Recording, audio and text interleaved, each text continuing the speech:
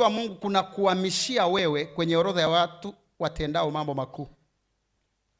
Kumjua Mungu kuna kuhamisha kutoka kwenye orodha ya wanadamu ambao wanafanya tu vitu tu kawaida tu wastani, unahamia kwenye orodha ya watu wanaofanya mambo makubwa.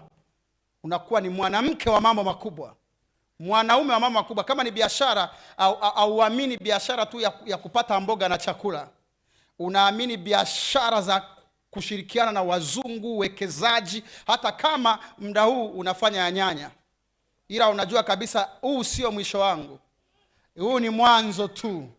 Kuna mahali naenda na Mungu. Kumjua Mungu kuna kuhamishia kwenye orodha ya watu wanaofanya mambo makubwa, au waliokabidhiwa leseni ya kufanya mambo makubwa. Kumjua Mungu ni leseni ya kufanya mambo makubwa. Unajua uruhusiwi kuendesha gari kama una nini?